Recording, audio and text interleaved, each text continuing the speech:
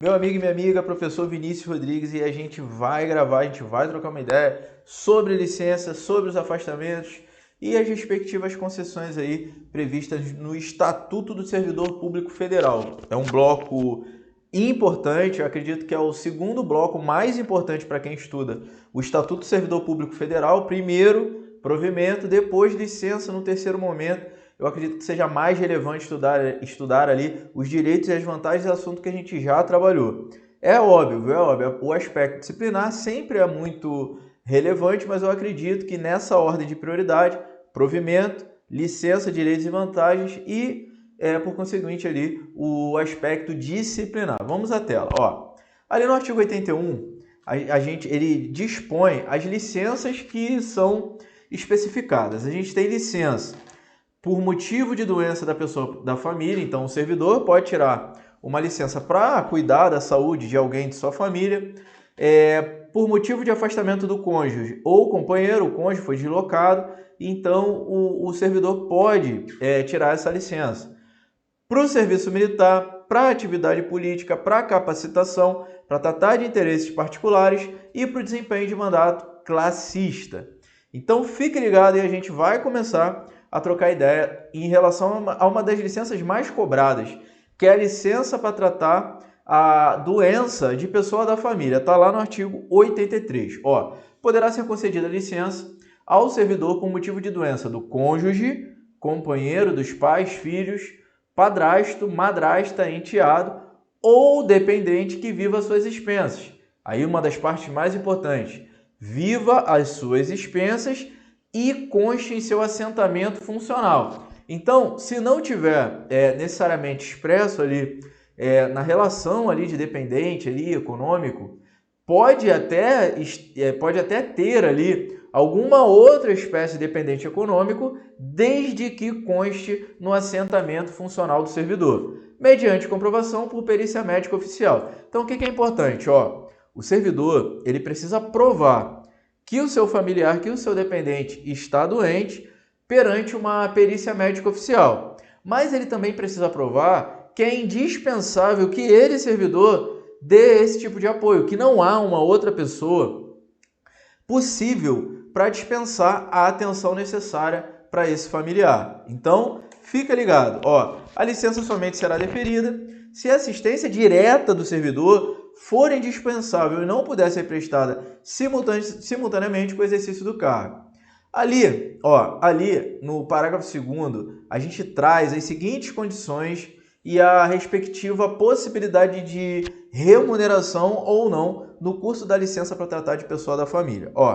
Ela é concedida por até 60 dias consecutivos ou não, mantida a remuneração. Então, no período de 12 meses, ela vai ser concedida por até 60 dias consecutivos ou não, mantendo a remuneração. E aí, a gente tem dentro do período de 12 meses, a concessão por mais de 90 dias, consecutivos ou não, dentro de 12 meses, só que esses 90 dias que são posteriores aos 60 dias, não tem remuneração. Então, tu guarda aí no coração. Pergunta de prova. Qual é o período máximo dentro de 12 meses para concessão da licença para tratar a saúde de pessoa da família, licença por motivo de doença da pessoa da família? Você vai responder papum, sem o menor tipo de questionamento. A sua resposta vai ser uma só: 150 dias, sabendo que os primeiros 60 dias, consecutivos ou não, com remuneração. Os 90 dias subsequentes, consecutivos ou não, neste caso, sem remuneração. Fique ligado e a gente continua aqui. Aqui, o início do interstício de 12 meses, para conceder os 150 dias, será contado a partir do deferimento da primeira licença. Então, no primeiro momento que eu concedo ali aqueles primeiros 60 dias, aquela primeira licença, vai necessariamente iniciar o interstício de 12 meses.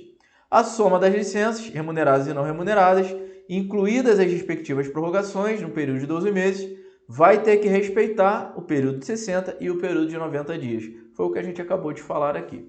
Vamos lá. Licença por motivo de afastamento do cônjuge. Licença por motivo de afastamento do cônjuge. O que Deus uniu, a administração pública não vai poder separar. Quando não couber a remoção, vai poder rolar uma dispensa.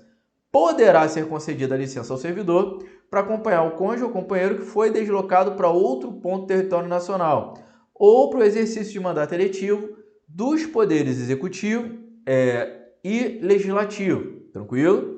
Então fique ligado, a licença vai ser por prazo indeterminado e sem remuneração. Prazo indeterminado e sem remuneração. Então você, servidor público federal, ou você, minha amiga, servidora pública federal, diga amém, cara. Tem que falar amém, amém, amém, passei, cara. Eu passei, mãe, passei. Aí tu fala aí, comemora pra caramba, mas aí o teu amor foi eleito, o teu amor virou deputado, o teu amor virou senador da República, presidente da República.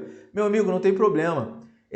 Há a possibilidade da concessão da licença por motivo de afastamento do cônjuge. Só que olha só, prazo indeterminado e sem remuneração. Fechado? Deslocamento do servidor cujo cônjuge ou companheiro também seja servidor civil ou militar de qualquer dos poderes da União, Estado, Distrito Federal e municípios, poderá haver o exercício provisório em órgão ou entidade da administração pública federal, direta, autárquica ou fundacional, desde que o exercício da atividade seja compatível com o seu cargo. Então, caso o seu amor tenha ido para uma cidade que tem a possibilidade de um exercício provisório seu em algum cargo da administração pública lá da cidade para a qual ele foi designado, para onde ele foi eleito, não há problema, você poderia exercer provisoriamente um cargo ali e, nesse caso, receberia a sua remuneração e, nesse caso, você não estaria em exercício de licença. Vamos lá.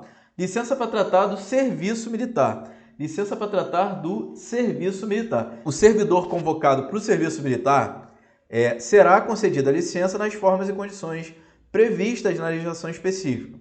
Concluído o serviço militar, o servidor ele tem um prazo de até 30 dias sem remuneração para reassumir o cargo. Então, imagine você que não foi prestar o serviço militar obrigatório por estar realizando a faculdade de odontologia, de medicina. Só que uma hora, alguém olha, venha comigo, venha. Aí você está lá de boas, acreditando que... Não, venha, Marinha, Exército, Aeronáutica. Asas de um povo soberano, você foi prestar o serviço militar. Você não perdeu o cargo por isso. Você vai estar licenciado, sem remuneração. Só que, quando acabar a prestação de serviço militar, você tem 30 dias para reassumir o exercício do cargo. Quando acabar o exercício da atividade obrigatória, o serviço militar, você teria 30 dias para reassumir o cargo, senão perdeu. Ia ter que fazer outro concurso. Vamos lá. Licença para o trato de atividade política. Essa é uma das mais importantes, mais cobradas, principalmente quanto ao aspecto da remuneração. Aí a gente tem que comparar o artigo 86 e principalmente o parágrafo 2º. Olha só, o servidor terá direito à licença sem remuneração durante o período que mediar entre a escolha da convenção partidária como candidato a cargo eletivo e a véspera do registro perante a Justiça Eleitoral. Então, sem remuneração, escolha da convenção partidária e, efetivamente, a véspera do registro. Então, o que acontece? Sabe aquela festa que acontece nos partidos políticos? Escolhemos o nosso companheiro, a nossa companheira, o nosso amigo guerreiro, a nossa guerreira para representar o nosso partido e seguir com a nossa ideologia. Aquela farra que a gente está acostumado a visualizar. Dentro dessa parte, escolha da convenção partidária até a véspera do registro da candidatura, o cara não é candidato ainda, ele foi escolhido, ele é uma pré-candidatura.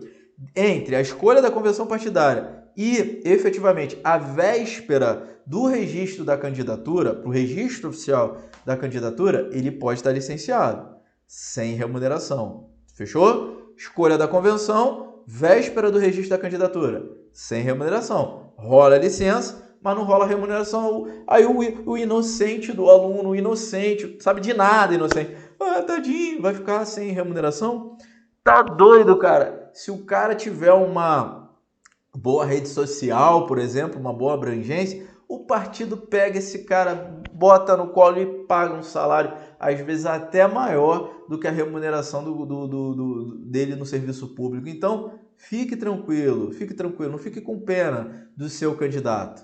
Volta para cá. Ó, o servidor candidato a cargo eletivo em localidade onde desempenha suas funções e que exerça cargo de direção, chefia, assessoramento, arrecadação ou fiscalização, dele será afastado a partir do imediato registro da candidatura perante a Justiça Eleitoral, até o 10º dia seguinte ao pleito. Então, caso o servidor exerça um cargo, uma função de chefia, direção, assessoramento, arrecadação ou fiscalização, aí não tem conversa, está afastado.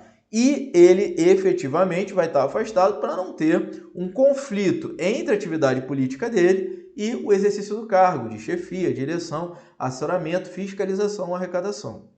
Olha o parágrafo 2º, que importante que é esse cara aí, ó. No caput do artigo 86, sem remuneração. Agora fica ligado no parágrafo 2º. A partir do registro da candidatura até o 10º dia seguinte ao da eleição, o servidor vai fazer jus à licença, assegurados os vencimentos do cargo, somente pelo período de 3 meses. Então, fique ligado aqui, você que estava com pena do seu candidato, do seu amigo do bairro, você que estava com pena dele, fica com pena desses doidos não, hein, cara? Vai estudar, não fica tratando esses malucos como, porra, vai estudar, parceiro. Olha só, a partir do registro da candidatura, ó, tu vê que ele fica sem remuneração até a véspera do registro da candidatura. Então, no registro da candidatura, até 10 dias, ó, até o 10º dia seguinte ao da eleição, ele pode ter remuneração, estabelecendo, né, respeitando o prazo máximo de 3 meses. Tranquilo? Então, vamos combinar. Licença para atividade política. Tem como rolar? Tem. Sem remuneração, da data da escolha da convenção partidária até a véspera do registro da candidatura, aí sem remuneração, ou com remuneração, que vai correr do registro da candidatura até o 10º dia seguinte ao da eleição, respeitando somente pelo período de 3 meses. Então essa remuneração vai rolar no máximo por 3 meses, mas quem acompanha aí o direito eleitoral sabe que vai rolar, vai dar ali o prazo de 3 meses, vai bater batata e vai conseguir beneficiar esse servidor. Aí a gente tem a licença para a capacitação. Vamos continuar. Licença para a capacitação. Após cada quinquênio de efetivo exercício, o servidor poderá, no interesse da administração, se afastar do exercício do cargo efetivo, com a respectiva remuneração por até 3 meses, para participar de curso de capacitação profissional. O período de licença não é acumulável. Então vamos lá. A cada 5 anos, o servidor vai ter o direito de, por até 3 meses, se capacitar. E essa capacitação vai ser remunerada. Tranquilo? Então, a cada 5 anos, 3 meses de licença, de efetivo período de licença para capacitação com remuneração. É importante, com remuneração. Mais uma licencinha aí, artigo 91 da Lei 8.112. A critério da administração, poderão ser concedidas ao servidor ocupante de cargo efetivo, desde que não esteja em estágio probatório, né, licença para o trato de interesses particular, pelo prazo de até 3 anos consecutivos.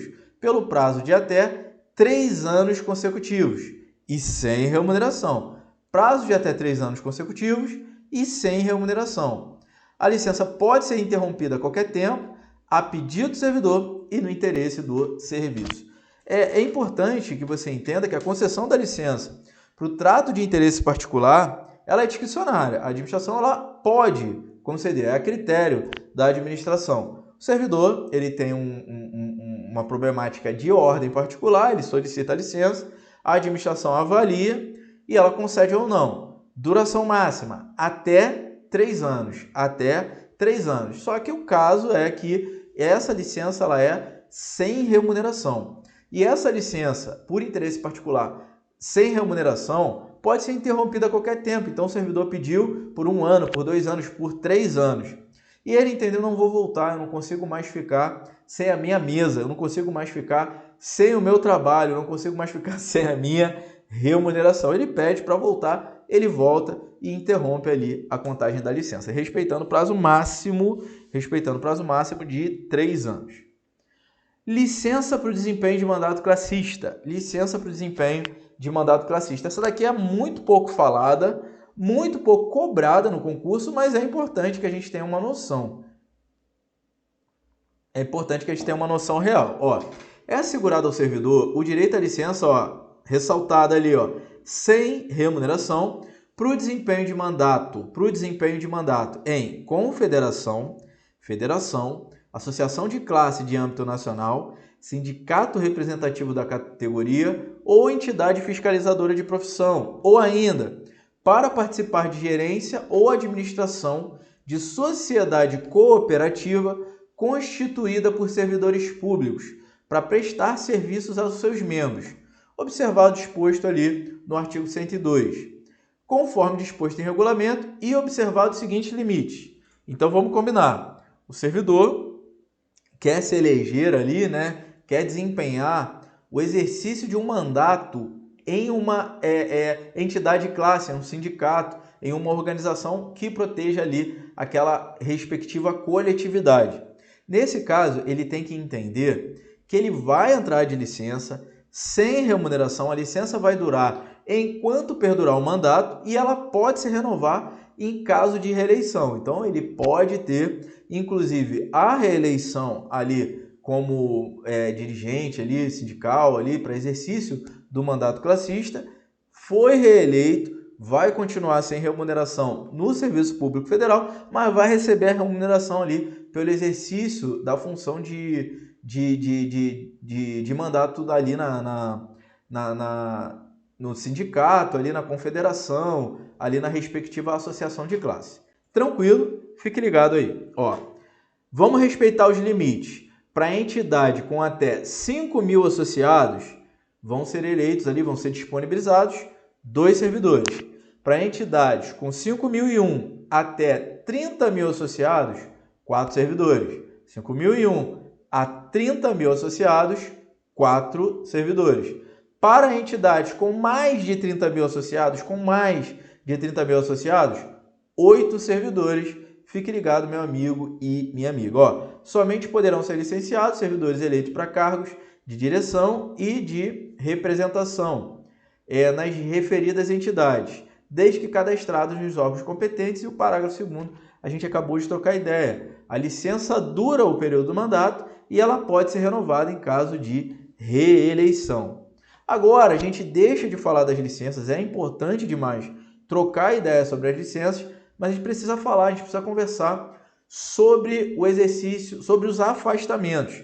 Tem nada a ver licença com afastamento. Licença, a gente vai trabalhar com as suas especificidades. Os afastamentos a gente começa a falar agora. O servidor pode ser afastado, ó, afastamento para servir em outro órgão ou entidade.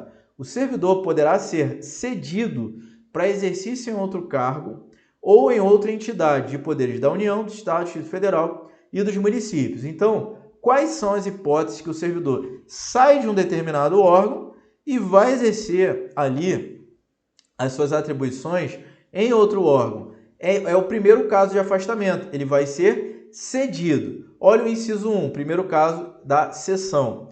Para exercício de cargo em comissão ou função de confiança. Show de bola, isso aí é clássico, a gente está acostumado. Então, tu está ali no exercício do teu cargo, foi chamado para ocupar um cargo em comissão. Então, dentro do teu órgão, tu vai ser cedido para o exercício desse cargo em comissão. Perfeito? E o inciso 2, ele abre um leque muito grande aí. Ele fala, ó, nos casos previstos em lei específica, esses casos previstos em leis específicas, naturalmente, não vão ser cobrados numa prova que só cobra ali o Estatuto do Servidor Público Federal. Só vai poder estabelecer caso na prática ele estabeleça ali a lei específica no seu edital. Então a gente fica com essa possibilidade de cessão aqui. Aqui algumas outras discussões. Vamos partir para um segundo tipo de afastamento. A gente sai do 93 e parte para o 94. É importante dar aquela acompanhada ali no material de apoio. Mas vamos partir para o 94.